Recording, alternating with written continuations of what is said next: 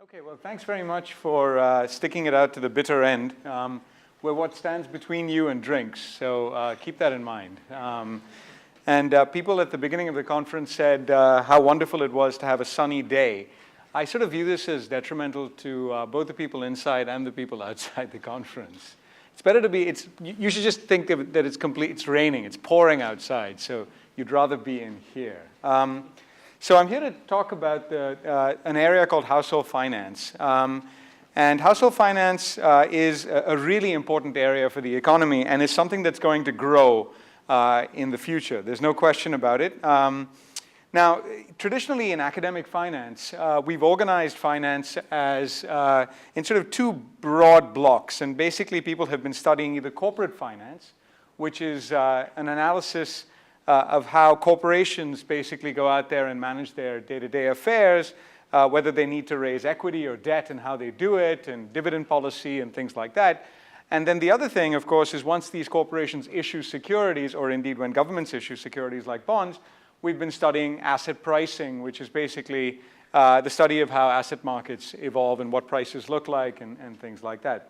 Now, there's been a new focus. This has been going on for some time, but it was sort of codified about 12 or 15 years ago and given a title, and there's been a huge spate of research on this, especially after the financial crisis, which is on household finance, where the unit of analysis, rather than either the corporation or the security, has been households.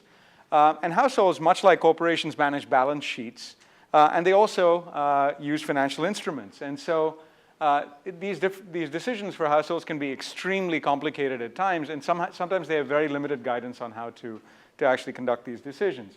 There's a close integration in this new area between academic study, policy, and practice. And so much of the work that gets done in this area is done collaboratively between multilateral organizations, regulatory organizations, policy organizations, and indeed many of the big players who you'll see on the panel. The thing that's important in household finance is that it's not just microeconomics. It's also the fact that these decisions that households make, as we saw to our detriment in the financial crisis, can sometimes aggregate to have real macro consequences. So this is the reason why the credit crisis was indeed a mortgage crisis in the United States, because very often people were given mortgages that they didn't really understand, couldn't really afford, and so that then turned out to have very severe macroeconomic consequences. I'm here to sort of set the tone and tell us, and sort of for the panel, and tell you all about what I think are three critical future issues in this area. One is on the asset side of the balance sheet, which is the fact that retirement savings are really a big black hole, especially when there are huge demographic shifts in a number of different economies, especially in the advanced economies of the world, and the fact that people seem very, very underprepared for retirement. And this is a serious issue with public policy consequences. Another big issue is on the liability side, which is the fact that mortgage markets, which are the biggest liability that households have, are sometimes not fit for purpose. And so the question is, how do we redesign mortgage markets so as to make them really work for households in the way that we need them to? And then finally, of course, because it's really important and it's something that's growing very rapidly, there's lots of technological advances and there are huge distributional implications of these new technologies. So what I'm going to try and do is just give you a flavor of what the problems look like in each one of these areas, and at the end on the distributional implications, tell you a little bit about the kind of research work that's being done here. One of the things I will say at this point is that Imperial's right at the heart of all of these issues. Many of our researchers are doing really important research on all of these areas, and I'll try and touch upon that to a certain extent as and when I can. What I want to do is to start out with two very simple bar charts that came out of the policy work that I did for the government of India last year, which actually did some comparative analysis across countries of household balance sheets. And what you can see here on this plot is the allocation of household assets.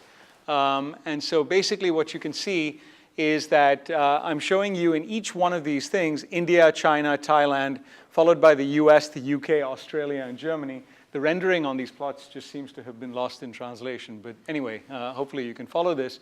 And all this is showing you is on the asset side of the balance sheet, using the household surveys from each of these countries, what is the fraction of household assets that's being deployed in each one of these asset classes.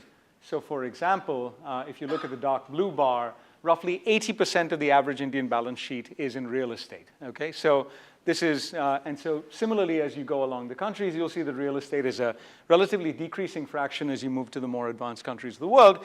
But one thing that you can see very clearly from this is that the green bit of the balance sheet, which is basically the fraction deployed in retirement accounts of some type, is actually fairly small, okay? And this is going to be really important because there are aging populations in these countries.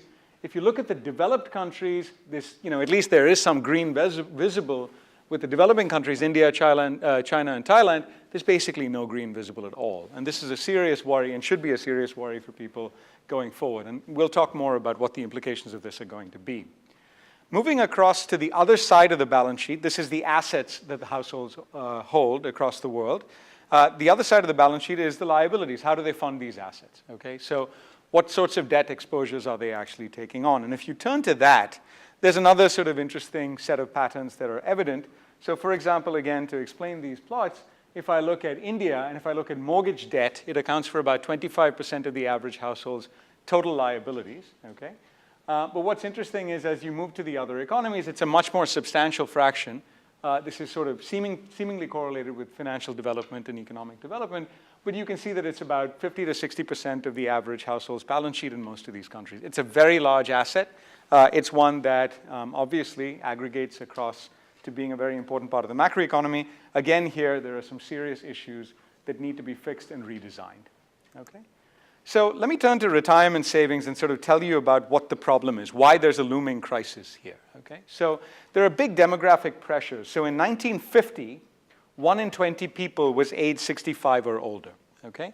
By the year 2000, 1 in 14 people was age 65 or older, but by 2050, 50 years from now, the UN's projections are 1 in 6 people will be age 65 or older, okay? And actually the rate of this sort of growth of the elderly population is going to increase as time moves on. Now, okay, so this is something that's going to happen. People have said demography is destiny.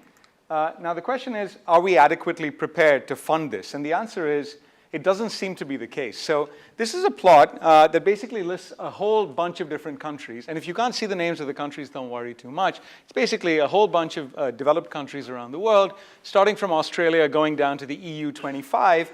And the real thing to sort of notice here is the fact that the number at which most of the bars are is about 10%. So the question is, what is 10%? 10% is the percent of the present value of GDP, okay, that is the shortfall in the provision of senior healthcare and retirement benefits from the public system, okay? So that is, take all the future GDP projections for these countries, discount it back to the present, and then the question is, how much of that enormous number, all of the future earnings of these countries, okay, do we need to cover in order to adequately prepare our senior citizens for retirement? And how much are we falling short by? And the answer is about 10%. And this is true across all of these economies. Now the question is, how big is 10%? Turns out in the US, this is 10% of roughly 100, or 100 trillion. Okay, so this is an enormous number, right?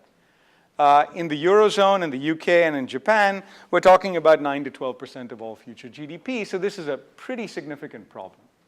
So what does this mean? It means that the public sector is going to find it very hard to fund these sorts of benefits. Now, of course, the other thing to notice here is none of the emerging markets are here. Most of the emerging markets that I've sort of listed over there have these lovely demographic pyramids that you might have seen with sort of lots of young people and very few old people. But of course, as you have a demographic pyramid like this, it sort of very quickly becomes an inverted demographic pyramid unless the replacement rate keeps pace, and of course it may well not. Those calculations are probably even more alarming for emerging markets, but we have some time potentially to deal with them. Now the question is, if the public sector is not able to fund retirement, who will? It means that either households themselves or employers will need to fund their old age. Now, one of the things that's quite interesting is that if you sort of look at the research on the topic, what this lists is the net worth of most households which are ages 55 to 64 in US dollars. So for example, in the US, we're looking at about $180,000 net worth for all households in the Health and Retirement Survey. The equivalent numbers for different countries, for example, in Luxembourg, the average household has $823,000 in assets. Okay, just remember that, by the way. That's also true, by the way, in Malta and in Cyprus. And there's lots of very wealthy people living in these places. That having been said, the average size of the households in most of these places is between 2 and 3. And if you look at the number of years of consumption you can finance out of net worth, that is, if I just sat on my net worth and then I just ate out of it without actually doing anything more, that's what you're essentially doing in retirement, the figures are very alarming because the ratio of net worth to consumption in the US is that net worth is only able to finance about 3.6 years of consumption. So then the question is, if the public system has this massive shortfall, and if the private system tells you that you can't really finance too much, 3 to 5 years of consumption, where's the money going to come from to finance old age? We just don't have answers to these questions, okay? So this is a big looming problem. In Luxembourg and in Malta, we're talking about 10 or 11 years of consumption, but those are by far the wealthiest countries in the world. But for example, in Greece, in Portugal, we're looking at about 3 years of retirement that you can finance on average, and in the EU, it's about 5. Okay. Now, of course, the other thing that the households might need to do is to invest more to sort of get themselves out of this trap. But the equity participation rate in risky assets in equity markets is very low. It's below 50% in the US, below 33% in most of the Eurozone, and below 10% in emerging markets. So it isn't as though they're investing in the high-returning assets that are going to be likely to grow net worth sufficiently for them to be able to finance consumption. Now, of course, there are lots of questions here, looming questions. What's the optimal policy? How do we go about doing this stuff? And indeed, Alex Michaelides, who's a member of our faculty, has done some work on tax deferred accounts and tax policy and how you might think about this in terms of retirement. And there's plenty of other work. There's huge amounts of work to be done in this area, something that needs to be tackled for the future of household finance to be secure for retiring households. Moving from assets to liabilities and from the old to the young, mortgages also present very significant challenges for households. So I'll just list a few of them just to give you a sense of the complexity. And this will go roughly in the order of the life cycle of the mortgage. To begin with, households need to choose a mortgage, and this choice can be extremely complicated. Do you take an adjustable rate mortgage that has a fluctuating interest rate, or do you take a fixed rate mortgage that basically gives you an equated monthly installment that's roughly the same across time? The answer is it's a very complicated problem. One of those products is actually an inflation hedging product. It turns out that's the adjustable rate mortgage. But on the other hand, that gives you these fluctuations in payments that households that are credit constrained might not be able to actually support as these payments fluctuate, the required payments fluctuate. There's also, of course, the fact that it's not the case that corporations are always set up to help households to make these choices optimally. There's a really complex set of attributes and menus for any given mortgage. So if you just went on to moneysupermarket.com and said you wanted a mortgage, you'd have a bewildering array of choices, even for a very tightly specified set of mortgages. So if I said £250,000 and I wanted to have a 25-year mortgage with a fixed rate, then, of course, in the UK, this wouldn't go, the fixation period wouldn't go much above 10 years. You'd get maybe 1,500 choices. And then the question is, how are you going to go about narrowing this stuff down?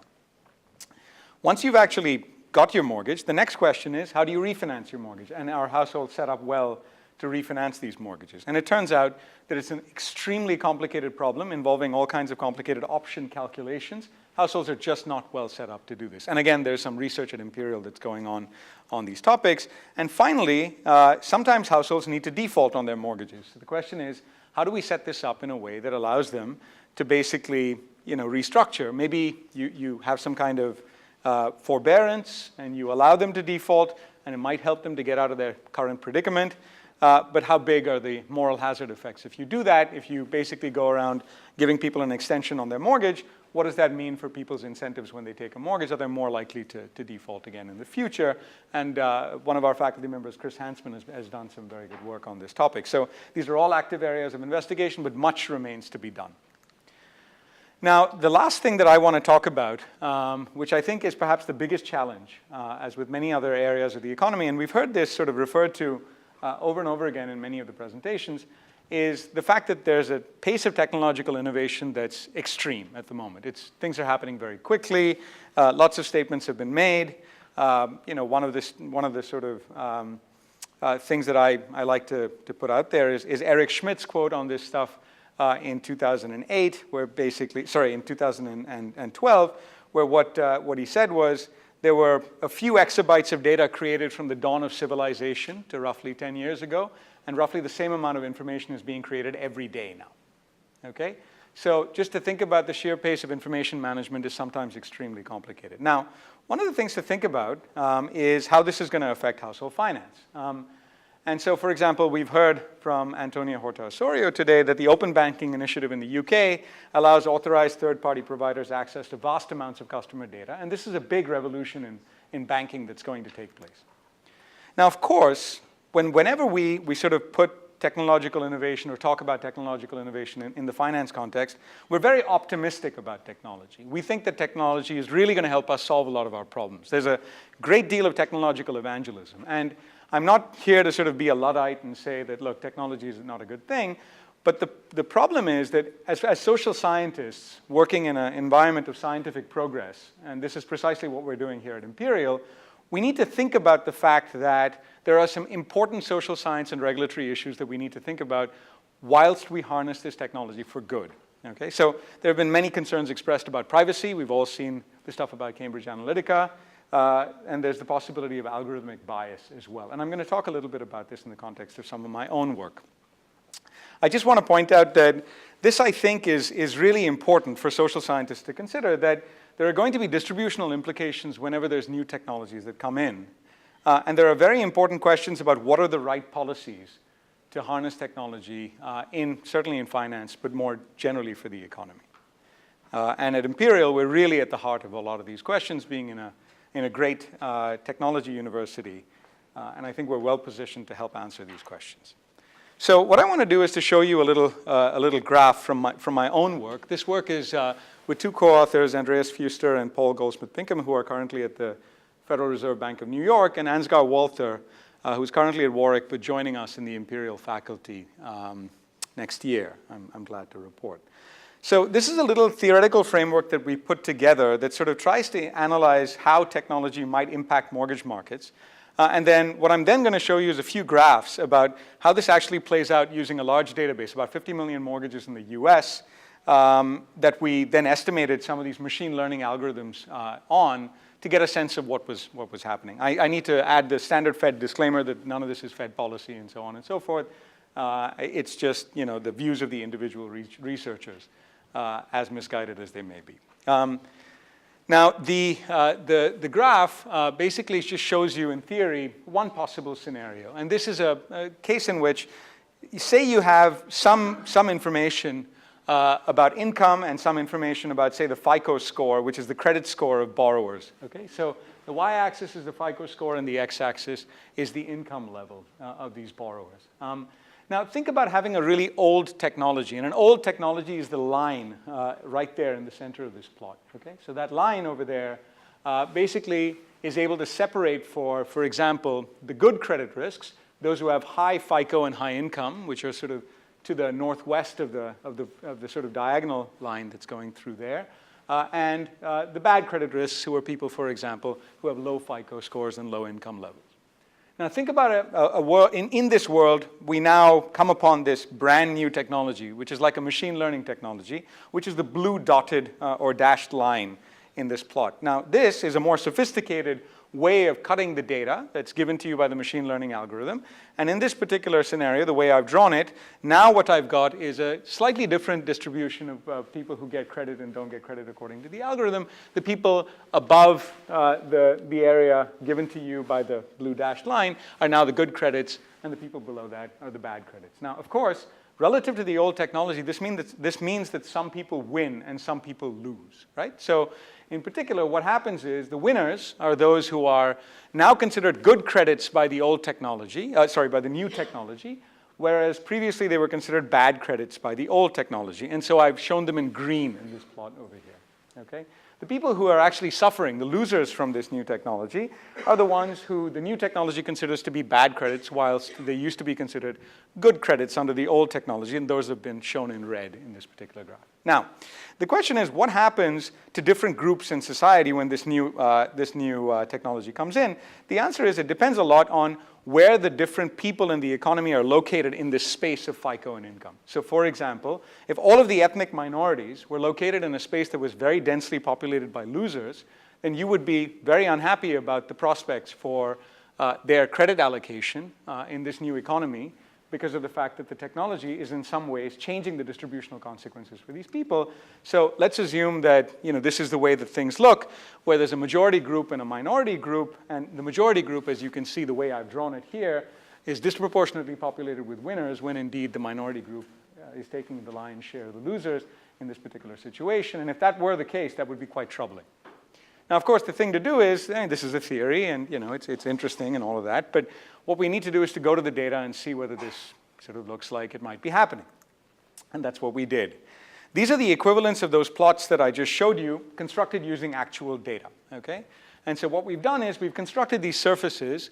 So again, the old technology over here on the left, which is a simple technology that has these linear boundaries, just as you saw in the old case. And each one of those things now has an interest rate associated with it. So you can see that there's a 4.27% interest rate over there at the very top line.